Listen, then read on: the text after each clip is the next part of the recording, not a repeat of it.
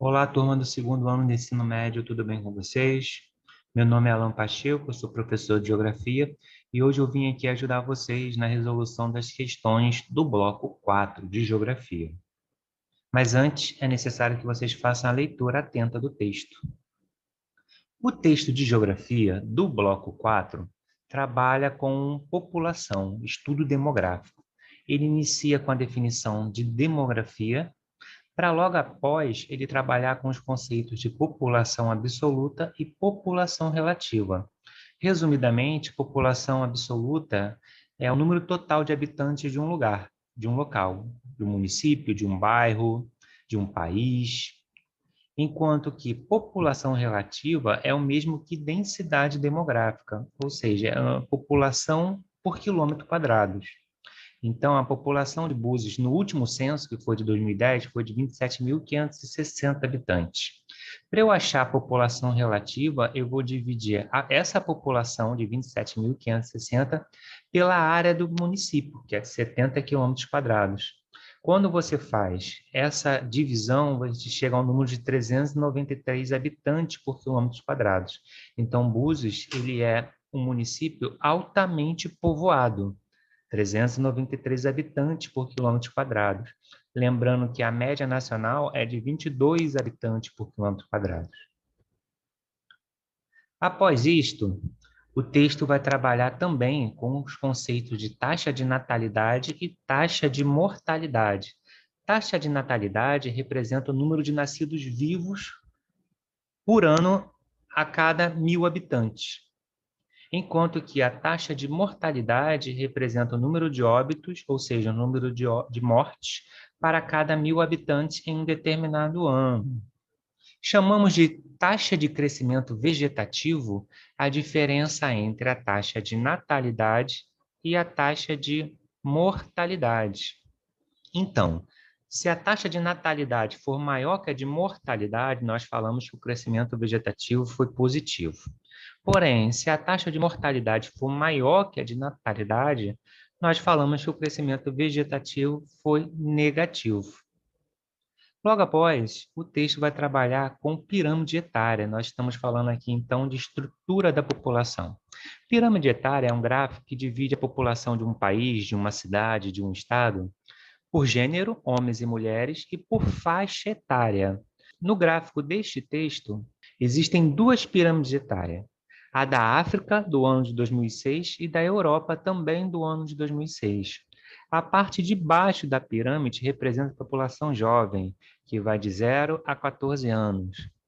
O meio, o corpo da pirâmide, representa a população adulta, que nesse caso aqui vai de 15 a 64 anos. E a população idosa, que no gráfico está em laranja, vai de 65 anos para mais. O formato desse gráfico, ele reflete as características econômicas, sociais de cada local, de cada país. Por exemplo, se um país tem uma péssima qualidade de vida, se é um país violento, as pessoas tendem a morrer mais cedo. Então, a gente fala que a expectativa de vida é menor. Consequentemente, a população adulta vai diminuindo e a população idosa, que está lá no topo da pirâmide, é bem pequena.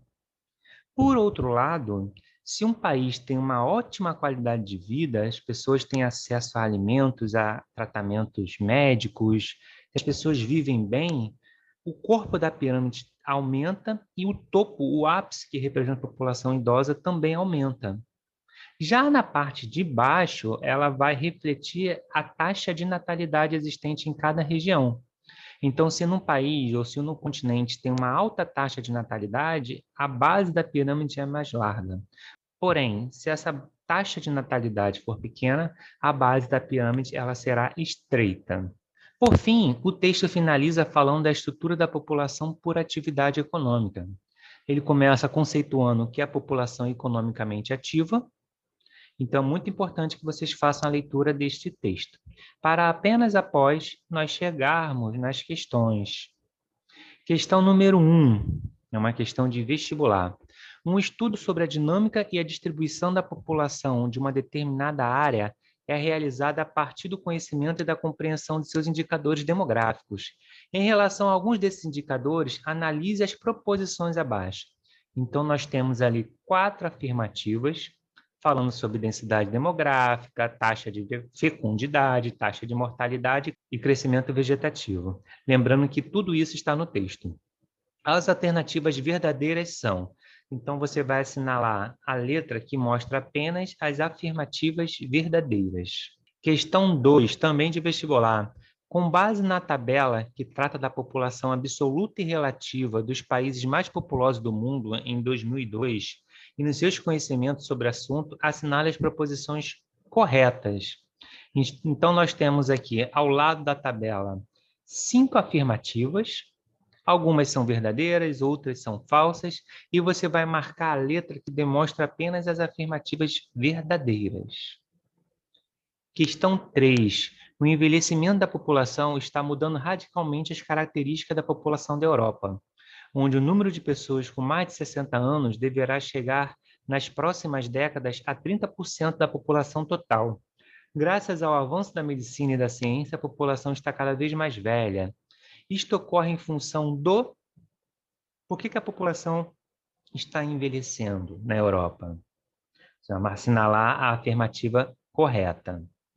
Questão 4, uma questão do Enem. A interpretação e a correlação das figuras sobre as dinâmicas demográficas brasileiras demonstram o que está acontecendo, o que essa pirâmide está demonstrando.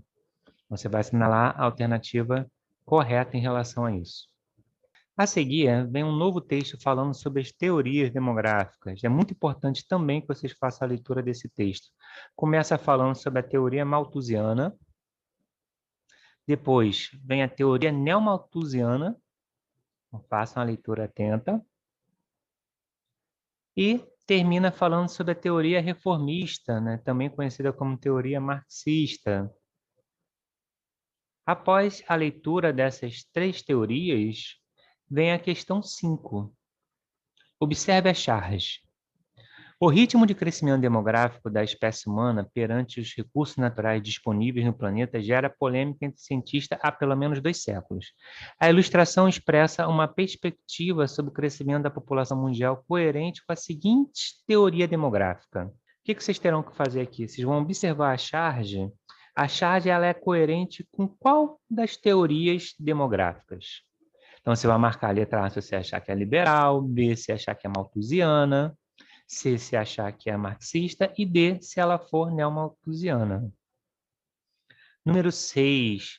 Thomas Robert Malthus defendia a tese de que a população crescia em patamares superiores aos da produção de alimento, o que causaria graves convulsões sociais em razão do excesso de pessoas no mundo. Como solução para esse problema, Malthus propôs... Você vai assinalar a alternativa que demonstra corretamente a solução de Malthus para essa questão. Questão 7. O crescimento demográfico não é a causa primeira do subdesenvolvimento, mas ele contribui poderosamente para o desenvolvimento das contradições econômicas, sociais e políticas.